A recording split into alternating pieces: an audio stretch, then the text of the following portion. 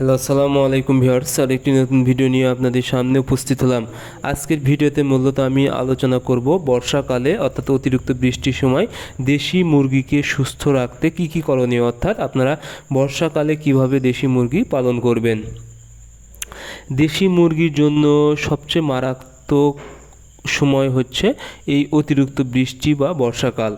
এই বর্ষাকালে কিন্তু দেশি মুরগি বিভিন্ন রোগে আক্রান্ত হয়ে মারা যায়। অনেক সময় দেখা যায় মুরগি ঝিম মারে, চুনা পায়খানা করে, মুরগি উস্কো খুস্কো হয়ে যায় এবং পাখনা ঝুলে দিয়ে মারা যেতে থাকে।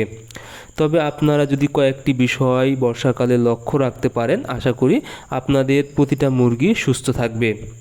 এখন আপনাদের হচ্ছে কোন কোন বিষয়গুলো লক্ষ্য রাখতে হবে। সর্বপ্রথম বুঝতে হবে আসলে এই বর্ষাকালে দেশি মুরগির কি কি রোগ হতে পারে। রোগ হতে পারে হচ্ছে রানীক্ষেত, অর্থাৎ মুরগি ঝিম মারে, চুনা পায়খানা করে, এবং আরেকটি হচ্ছে পায়খানার সমস্যা অর্থাৎ আমসা হওয়ার সম্ভাবনা থাকে। তারপরে হচ্ছে কৃমি এবং বসন্ত। এই রোগগুলো কিন্তু সব থেকে বেশি হয়ে থাকে।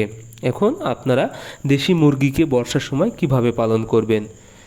এক নাম্বার অর্থাৎ সর্বপ্রথম যে বিষয়টা সেটা হলো মুরগির পা শুকনো রাখতে হবে।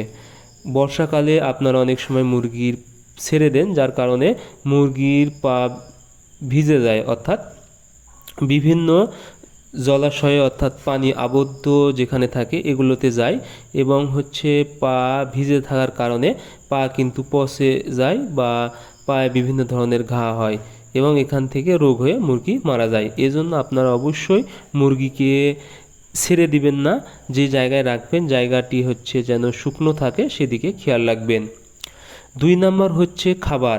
আপনারা অবশ্যই ভিজা খাবার দিবেন না বর্ষাকালে, কোনোভাবে ভিজা খাবার দিবেন না, তাহলে মুরগির শরীরে টক্সিন হবে, আমসা হওয়ার সম্ভাবনা বেশি থাকবে, এতে মুরগি অসুস্থ হয়ে যাবে। তিন নাম্বার, মুক্ত সবসময় ছেড়ে দিবেন না, অর্থাৎ সকাল থেকে সন্ধ্যা পর্যন্ত কোনোভাবেই যেন মুরগি একদম চলাফেরা না করতে পারে বাহিরে, সেদিকে খেয়াল রাখতে হবে। এবং সবসময় আবদ্ধ রাখাও যাবে না। এর জন্য আপনারা হচ্ছে যখন রোদ বেরো হবে অর্থাৎ 10টা থেকে বিকাল 3টা পর্যন্ত মুরগিকে ছেড়ে রাখবেন। 4 নাম্বার হলো কৃমি এবং ভ্যাকসিন। বর্ষার সময় অবশ্যই আপনারা 1 মাস পর পর ভ্যাকসিন, রানীক্ষেতের ভ্যাকসিনটা করে নেবেন এবং কৃমির ডোজটা করে নেবেন। 5 নাম্বার হচ্ছে বাতাস বা গ্যাস, অর্থাৎ আপনারা যেখানে মুরগি রাখবেন ওই জায়গায় যেন কোনোভাবে গ্যাস বা গন্ধ না হয় এবং বাতাস যেন ভালোভাবে চলাচল করতে পারে, সেদিকে অবশ্যই খেয়াল রাখবেন। তাছাড়া কিন্তু মুরগির চোখ ফুলে যাবে এবং গাম্বুরা রোগ হওয়ার সম্ভাবনা থাকবে। আর 6 নাম্বার যে বিষয়টা সেটা হলো আপনারা অবশ্যই এই সময় পানির সাথে নিয়মিত আদার রস, রসুন এবং নিম পাতা ব্যবহার করবেন। আশা করি বর্ষাকালে অন্যান্য মুরগি মারা গেলেও আপনাদের মুরগি একদম সুস্থ থাকবে। ধন্যবাদ সবাইকে।